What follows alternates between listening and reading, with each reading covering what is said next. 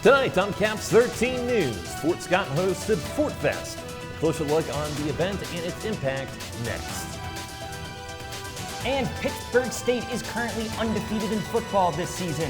We'll have their midseason highlights. And the Pitt State dance team hosted their Future Gorilla Dance Clinic. We will learn about this Family Day tradition coming up.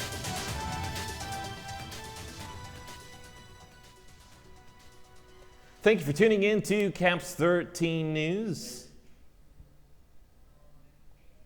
Thank you for tuning in to Caps 13 News. I'm Jordan Keys. And I'm Matthew Parrott.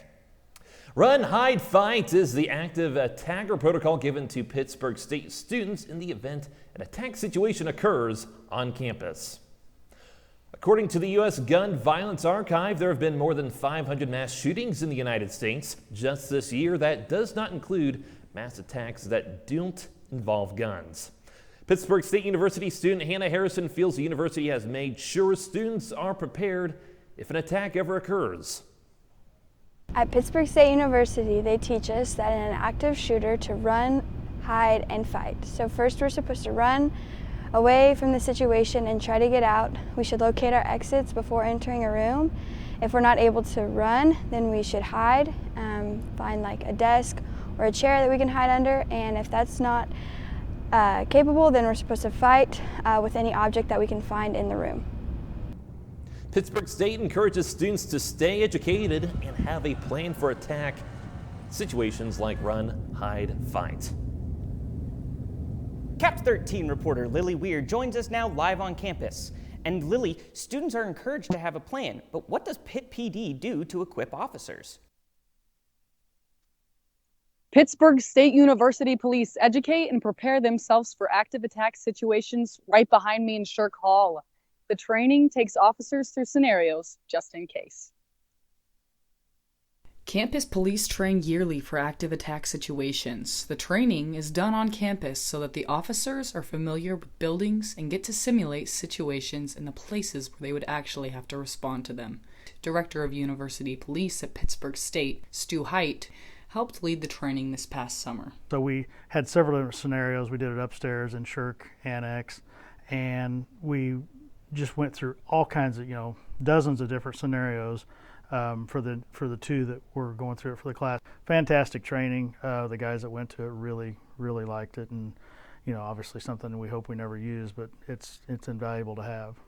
Campus police also hold yearly active attack presentations for students and faculty to attend. Last semester, they held 12 sessions, some of those including student athletes on campus and Greek life. This year, they're hoping to reach an even larger group. Right now, we're working with housing to try to get something for the students that live in campus university housing. So we're just trying to find the time, the space, and find something that works for all groups. Pittsburg State student athlete Bree Sexton attended one of the most recent rounds of active attack presentations. You always need to be aware of exit strategies. If a situation ever comes, to stay calm as you can and try to get out of sight of the attacker. Height says to make sure you have situational awareness and know what's going on around you. Pitt State uses the Rave Alert system. Anyone on campus can receive texts by signing up in the GUS portal. Caps 13, I'm Lily Weir. That was Lily Weir reporting live from Shirk Hall. With midterms coming up in the first semester, stress levels for college students are high, leading to some unhealthy mentalities. Even though September is Suicide Awareness Month, it can happen year-round.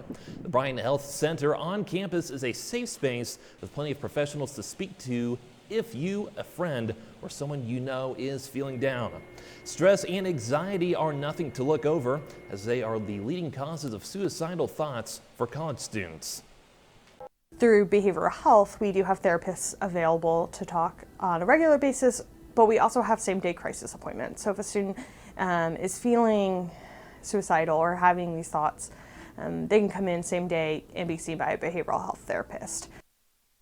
For more information, you can always visit the health center on campus and talk to Taylor Panzer. You can also call the 988 Suicide and Crisis Lifeline or visit 988lifeline.org if you don't feel like talking in person.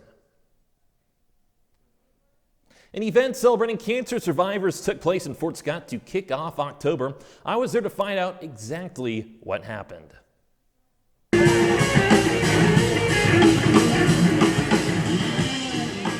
Fort Fest was a music festival hosted by Care to Share, an organization that provides financial and emotional support to cancer patients. Member Mark Breyer said the idea came to him with his wedding. So I guess we got married, had a mini party last year. We did it in our yard out west of town here. Had about 500 people. We had 4 bands. We had a few vendors. It was nothing like this. So we just said, let's just throw it all in. Let's see what we can do here. So we got some more bands. We got the city's support. We got some local other charity group support. Cancer survivor Austin Park says Care to Share was instrumental in helping with bills and support groups. One of the things they did was they donated some gas vouchers to us when I was traveling from Pittsburg to and from to help, because I was going 3 times a week at that point. So that kind of adds up on gas. So helped with some expenses and everything, and they group texts and stuff and support groups and stuff. And if you have any questions, and it's because it's a scary thing, going through cancer. And it's an amazing group of people doing amazing things for the community. So here we are. By using a music festival to spread awareness, Care to Share hopes to support cancer survivors by keeping them from getting the blues. Caps 13 News. Care to Share also has a student organization recently formed at Pittsburg State University. The support group is expanding its influence for those in need to Crawford County and the university. Pitt State student Tristan Stevens says Care to Share meets monthly to discuss ways they can reach out to cancer patients. We have monthly meetings the second Thursday of every month at 6 p.m. So members can come to those meetings. We usually have service opportunities there. And then once a month, PSU Care to Share tries to hold a service event. Sometimes we work with the big Care to Share to do those service events, but we try to offer a lot of different ways for students to get involved and give back to cancer patients in the area. Coming up, a look at a new change to college curriculum and how it will affect Pitt State students.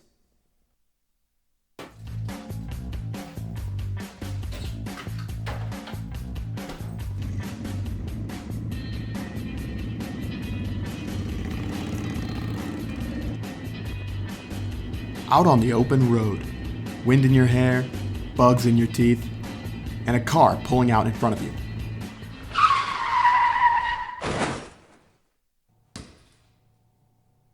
Accidents like this happen every day. And you want to make sure you're protected.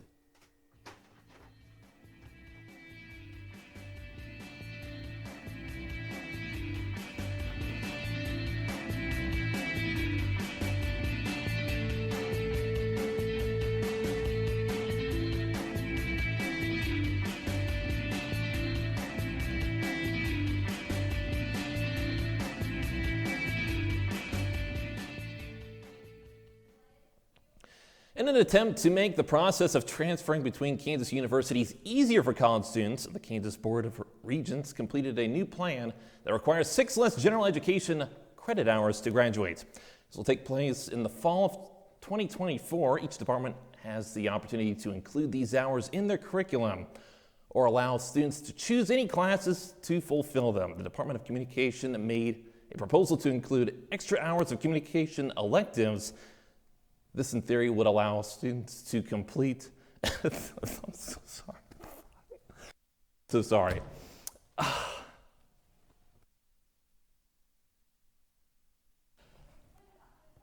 They're eliminating some general education courses, and I think general ed is extremely important at the university level. But I do think it's going to be better for the students in the long run, for sure. The new plan will only affect students who have the new catalog, the majority of which will be incoming freshmen. As the Department of Communication, the faculty will be voting on their new proposal in the next few weeks. Pittsburg State University hosted Freedom to Read Week in Axe Library last week. Part of the week's activities was a presentation by Assistant Professor Dr. Ken Ward and Assistant Professor Dr. Matt Tarpey. The event took place in the basement of Axe Library on October 4th. Dr. Tarpey presented recent polls about hate speech and censorship given to average Americans, while Dr. Ward spoke about the evolution of free speech in the U.S.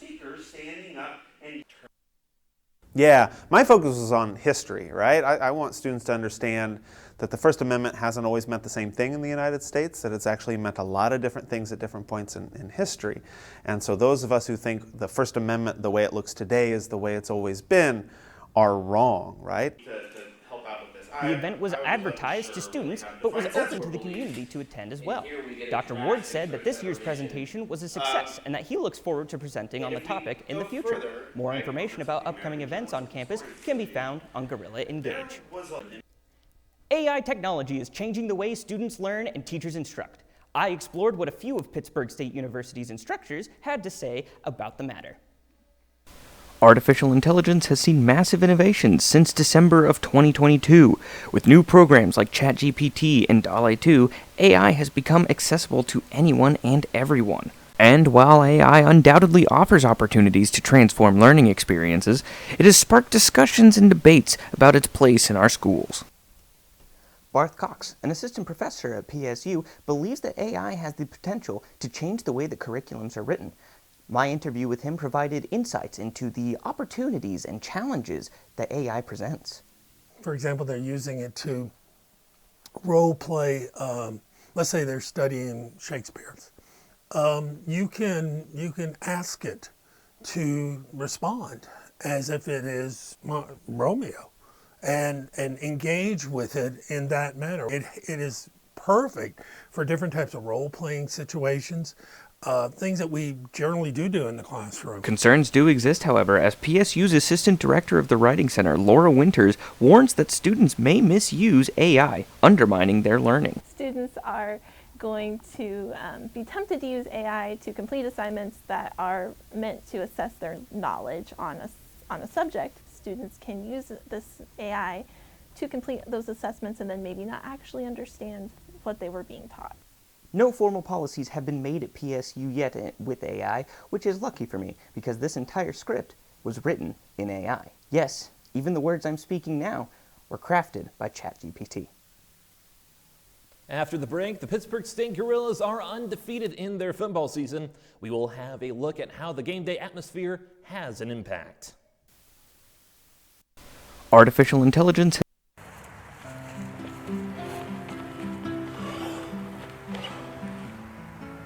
Boy, sure is hot out here. I'm glad I wore some sunscreen. SPF 50. Oh, sunscreen. Yeah. Over 97,000 people are diagnosed with melanoma every year. Think smart. Wear sunscreen.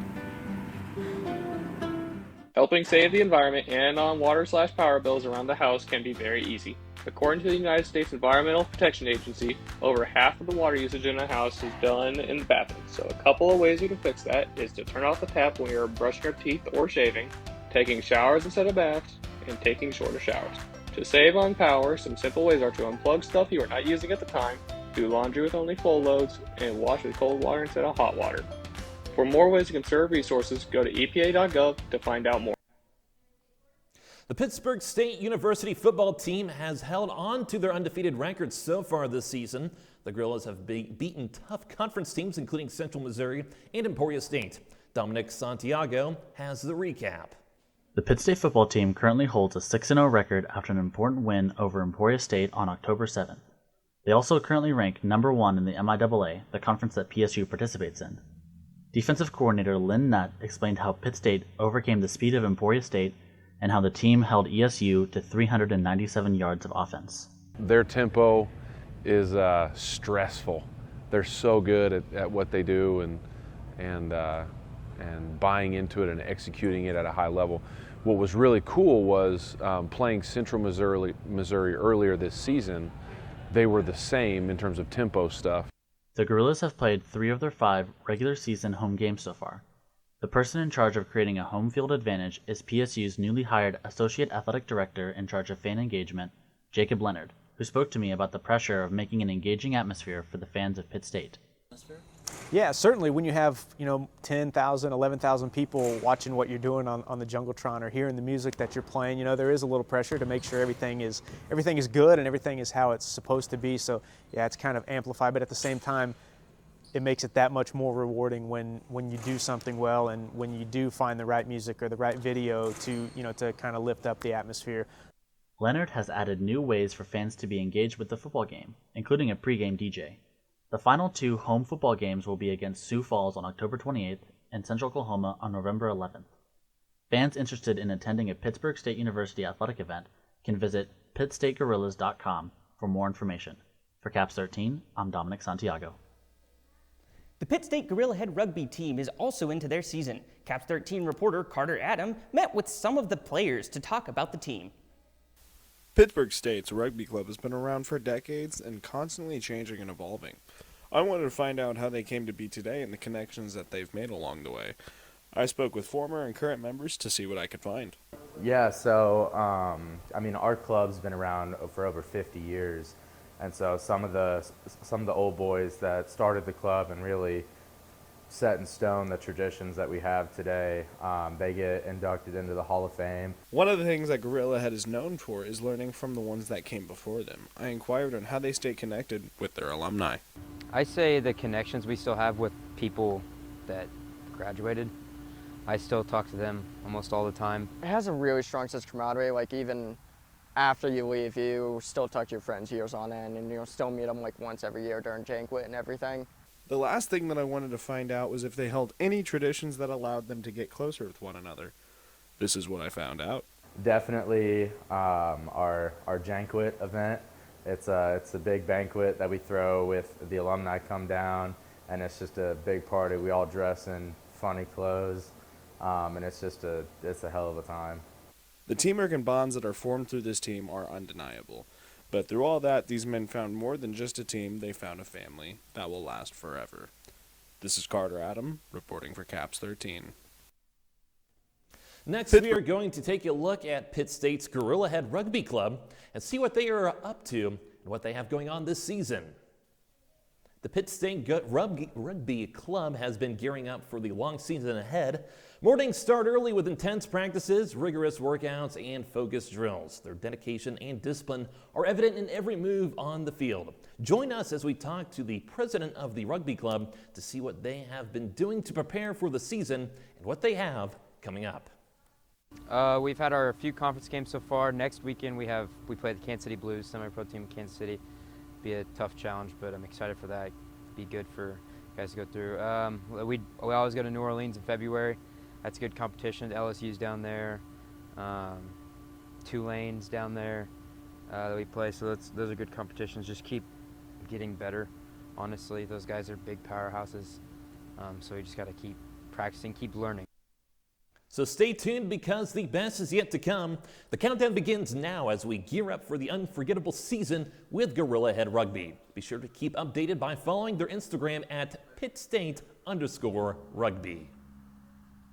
Pitt State's Rumble in the Jungle is one of the biggest events to attract new and future students. This year, the dance team kicked off Rumble in the Jungle by inspiring youth in the area. Caps 13 reporter Joe McGrath has the story.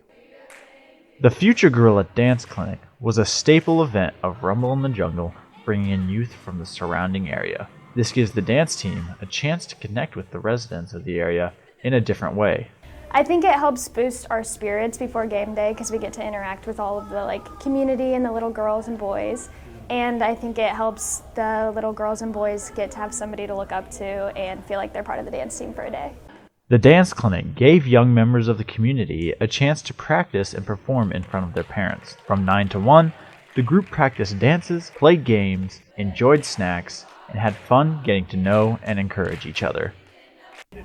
I think it gives us it gives a community an opportunity to be able to see kind of what we do, even though it's on a smaller scale and they're the little ones. But the way I like to think about it is that we're able to expose the dance team to girls that might be gorillas here in about anywhere from 10 to 12 years. So.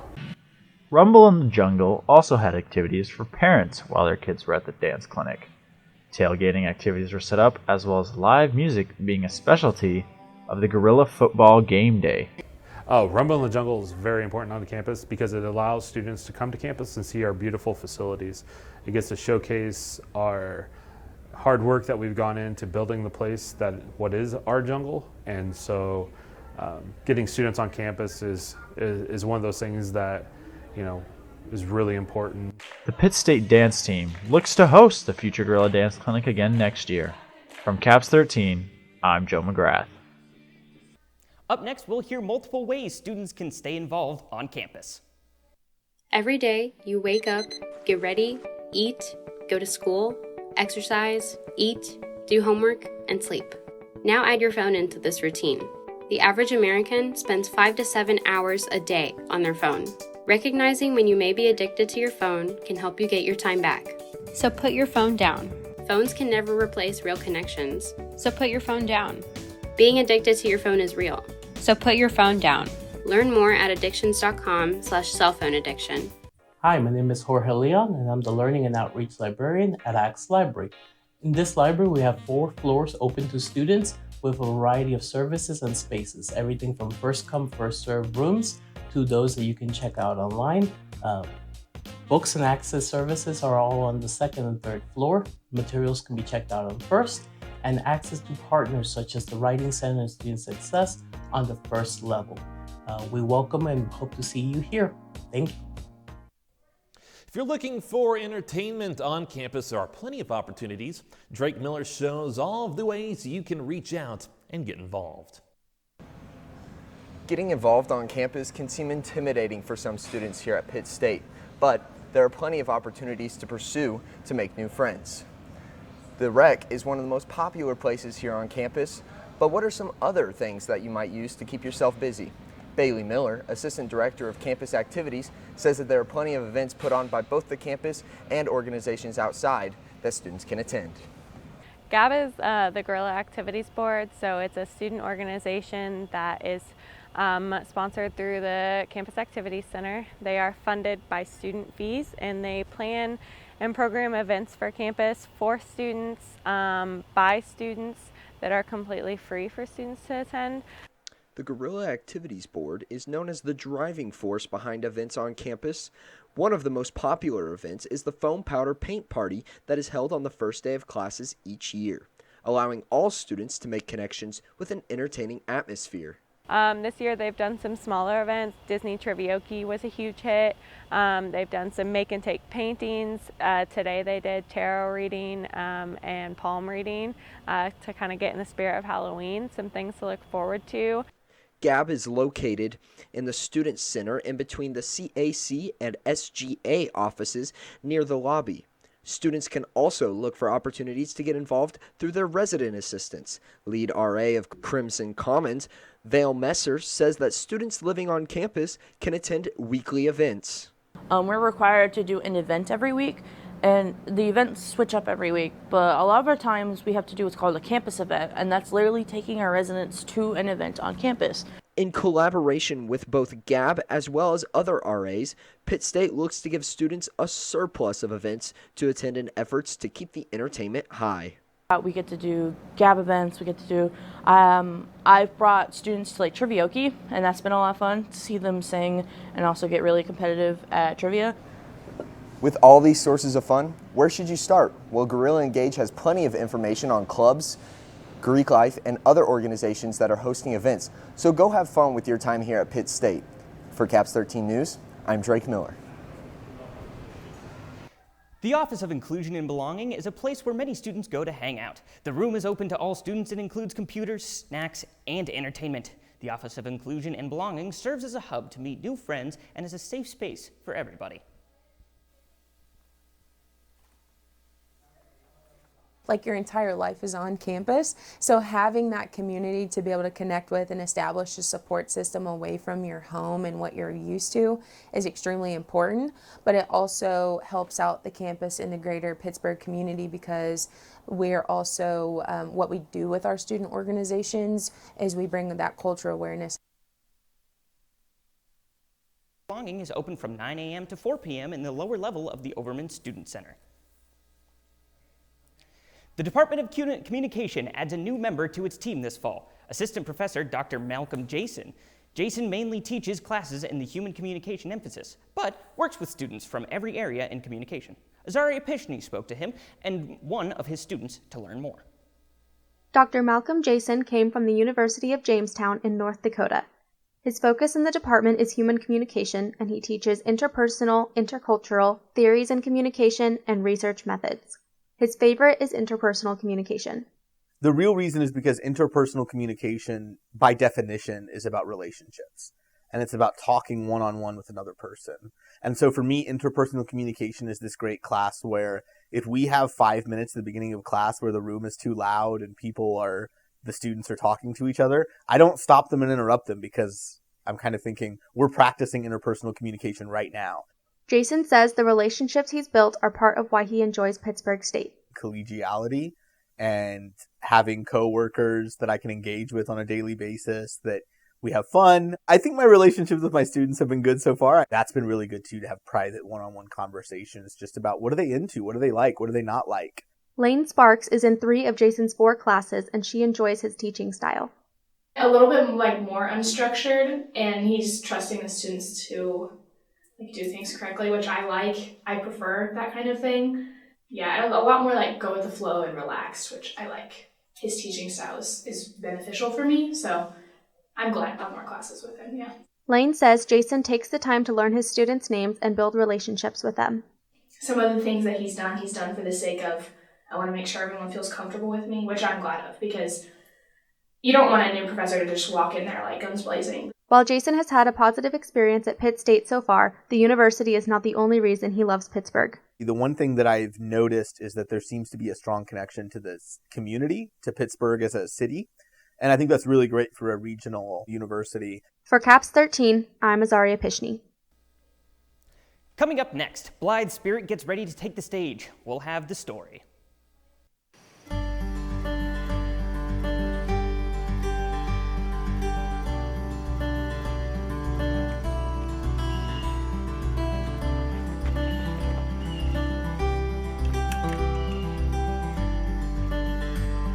Whoa, let's pause right there. Good job on going out and taking a hike, but do you know if that tree is safe to rest on?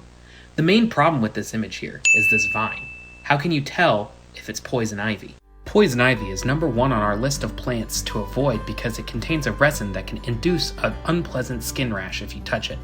Poison ivy you see here in Kansas will grow on a vine climbing up trees. The best way to tell if a plant is poison ivy is if it has 3 leaves. Remember the saying, leaves of 3, let it be. If you come into contact with poison ivy, the best way to avoid symptoms is to wash with soap and water thoroughly. If you contract a rash, rubbing calamine lotion on the area is effective. This has been Know Your Nature. The stage is set and actors are ready to bring the supernatural and comedic tale of Blythe Spirit to life at Pittsburg State University. Blythe Spirit promises to deliver a spellbinding experience that's not to be missed. We sat down with director Dr. Megan Westhoff to get a glimpse into what audiences can expect. Blythe Spirit is about a successful novelist named Charles Condamine, and he is writing his latest, what he's hoping is a bestseller, but he's suffering from some writer's block. So he wants to get some real life observation for it. So he is kind of interested in the supernatural and the occult. So he calls in the local eccentric medium, Madame Arcadi, and he's using her as kind of a ploy to kind of make fun of the supernatural and people who are charlatans and are trying to get people for their money to believe in this kind of mysticism. And so she shows up and they do a seance, and she is not the best medium in the town, and she inadvertently summons Charles's first dead wife. The show dates are October 19th through the 22nd. The shows will be at 7:30 and have a matinee Saturday and Sunday starting at 2 p.m. Tickets are available at the campus ticket office or at the door beginning 30 minutes prior to the show. And that's all that we have for you tonight. Thank you for tuning in to CAPS 13 News. I'm Jordan Keys. And I'm Matthew Parrott. We'll see you next time.